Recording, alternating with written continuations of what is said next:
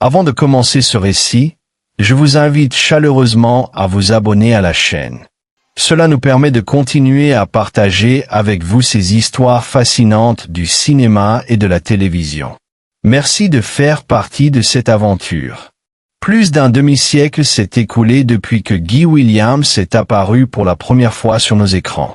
Pourtant, son visage, sa silhouette et surtout les personnages qu'il a incarnés demeurent vivants dans le cœur du public. Dans les années 1950, il a conquis la célébrité grâce à la série de Cap et d'Épée Zorro, produite par Disney, avant de s'envoler vers les étoiles dans les années 1960 avec la série de science-fiction Lost in Space. Mais, étonnamment, peu de temps après ce succès éclatant, il a choisi de tourner le dos à Hollywood, de quitter l'Amérique et de s'effacer volontairement des projecteurs. Alors, que s'est-il vraiment passé avec Guy Williams? Sa propre fille a récemment confirmé certaines rumeurs, éclairant le mystère. Là où beaucoup d'acteurs dilapidaient leur fortune dans des villas somptueuses, Guy Williams, lui, avait une vision réaliste du monde du spectacle. Plutôt que de tout dépenser, il fit fructifier son argent. Ainsi, lorsque Lost in Space s'acheva en 1968, il était déjà un homme riche, libre de toute contrainte financière. Ce fut une belle aventure, mes amis, semblait-il dire. Car pour lui, jouer n'était pas une nécessité, mais un choix. Avant d'être l'homme en noir maniant l'épée avec élégance ou l'explorateur intrépide perdu dans l'espace, Guy Williams était simplement Armando Joseph Catalano. Né le 14 janvier 1924 à New York, dans le quartier populaire de Washington Heights. Ses parents, Attilio et Clara, étaient d'origine sicilienne. La famille vivait dans la pauvreté, et pourtant, dans ce milieu modeste, le jeune Armando se révéla brillant.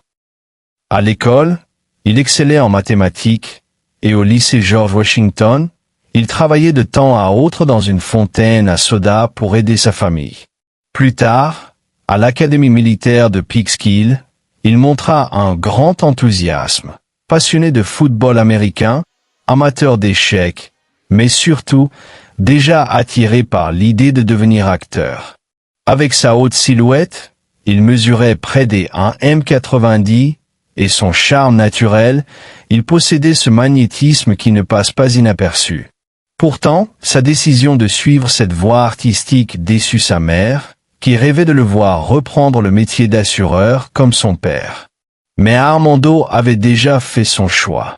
Durant la Seconde Guerre mondiale, il exerça divers petits métiers, soudeur, inspecteur de pièces d'avion, puis vendeur dans un grand magasin.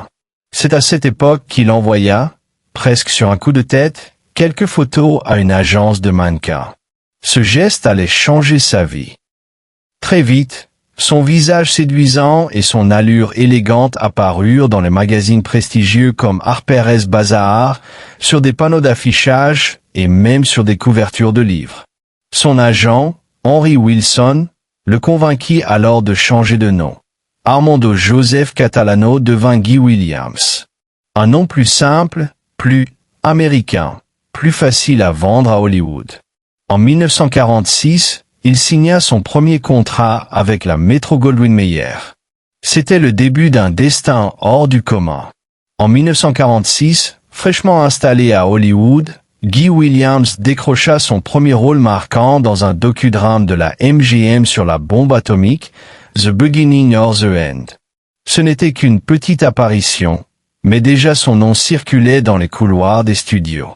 Pourtant, les rôles tardaient à venir, et il choisit de retourner à New York. C'est là, en 1948, qu'un tournage publicitaire allait bouleverser son destin.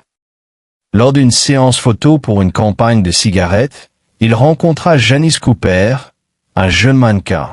Entre les prises, les regards devinrent confidence, puis tendresse, et très vite, amour. Ils se marièrent le 8 décembre de la même année, et leur union donna naissance à 2 enfants, Guy Steven, que l'on connaîtra plus tard sous le nom de Guy Williams Jr. et Tony Williams, qui suivra lui aussi les pas de son père dans le monde du spectacle. Les années 1950 furent pour lui un terrain d'apprentissage. Il multiplia les petites apparitions, que ce soit à la télévision ou dans le cinéma, apprenant patiemment son métier. On le vit dans des publicités, puis dans quelques épisodes de séries comme The Lone Ranger, où il joua un shérif. Ses rôles discrets posaient les fondations d'une carrière plus grande à venir. Mais c'est un coup du destin qui allait faire de lui une véritable légende. Lorsque Walt Disney décida de porter à l'écran les aventures d'un justicier masqué, un homme élégant, grand, habile à l'épée, au regard perçant, un nom s'imposa immédiatement, Guy Williams. Avec son charisme naturel, sa silhouette imposante et son sourire irrésistible, il était l'incarnation parfaite de Zorro. Lorsque la série Zorro fut lancée en 1957 sur ABC, produite par Walt Disney lui-même, ce fut un véritable raz-de-marée. Le public découvrit chaque semaine ce justicier masqué, élégant, rapide à l'épée, toujours prêt à défendre les opprimés contre l'injustice. Dès le premier épisode, Guy Williams devint une star. Sa haute silhouette de 1m90, son charme, sa maîtrise de l'escrime et ce mélange irrésistible de noblesse et de mystère firent de lui le Zorro idéal. Les enfants l'admiraient, les adultes le respectaient, et les critiques saluaient sa performance. Mais derrière le succès flamboyant, un piège se refermait. Car aux yeux d'Hollywood, Guy Williams any Tate plus Guy Williams. Il était devenu Zorro, et rien d'autre. Quand je ne suis pas Zorro, je suis Diego, confia-t-il un jour à un journaliste, en évoquant Don Diego de la Vega, l'identité secrète du héros. Comme s'il ne pouvait plus jamais quitter ce masque. La série s'acheva en 1959 après 78 épisodes et 4 spéciaux d'1 heure. Un succès immense, mais qui laissa Williams dans une position délicate. Producteurs et spectateurs le voyaient uniquement comme le justicier en noir, et aucun autre rôle ne semblait possible.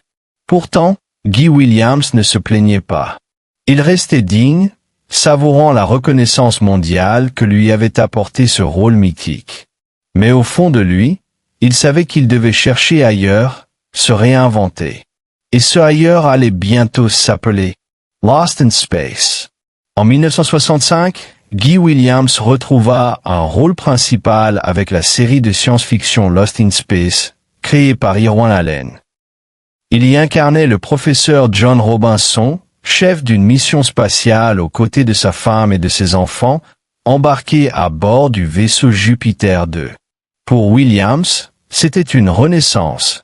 Après avoir été enfermé dans le costume de Zorro, il devenait un père courageux, protecteur, scientifique et explorateur. Un rôle qui mettait en valeur une autre facette de son talent. Mais très vite, quelque chose changea. À l'origine, la série devait raconter l'aventure de toute la famille Robinson. Pourtant, dès la première saison, le scénario se concentra de plus en plus sur 3 personnages. Le jeune Will, le robot, et surtout le Dr Smith, interprété par Jonathan Harris. Résultat, le professeur Robinson, censé être le héros central, se retrouva relégué au second plan. Guy Williams, habitué à incarner des figures principales, devait se contenter de quelques répliques par épisode. Derrière son sourire professionnel, il ressentait une frustration évidente. Être engagé comme rôle principal pour finalement devenir un simple décor, dira plus tard un proche, c'était un immense gâchis. Malgré tout, Williams ne se plaignait pas publiquement. Il restait respectueux du plateau et des collègues, acceptant avec dignité ce virage inattendu. Mais son enthousiasme pour Hollywood commença doucement à s'éteindre. Et lorsque Lost in Space prit fin en 1968 après 83 épisodes, Guy Williams avait déjà pris une décision secrète. Il était temps de tourner la page.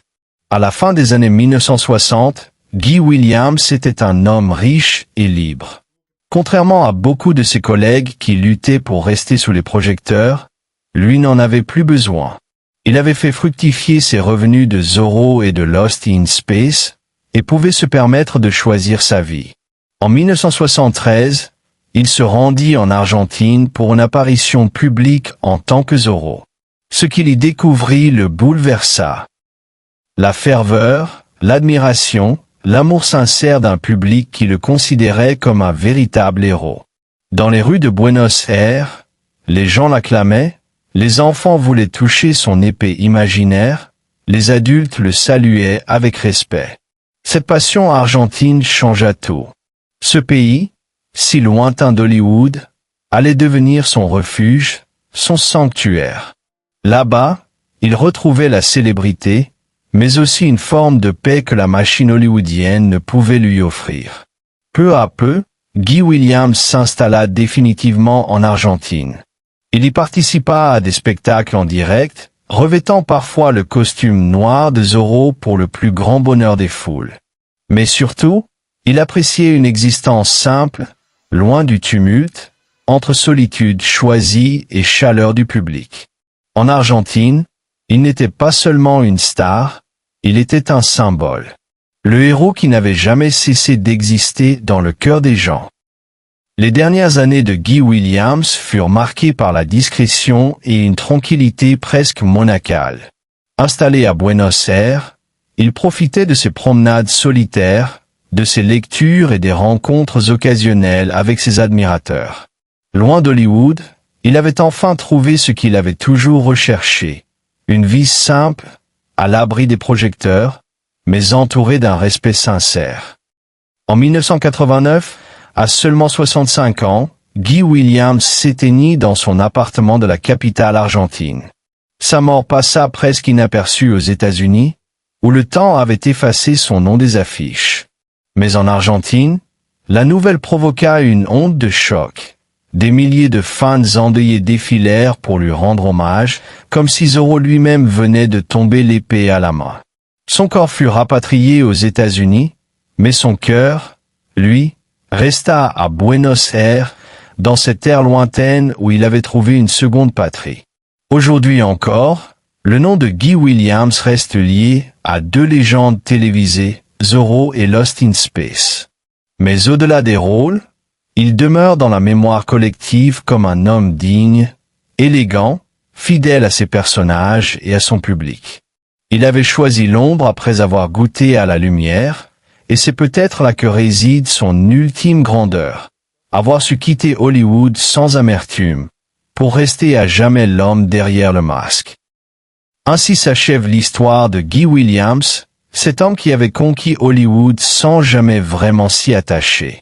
Il avait incarné deux figures inoubliables, Zorro, le justicier au masque noir, et le professeur Robinson, père courageux perdu dans les étoiles.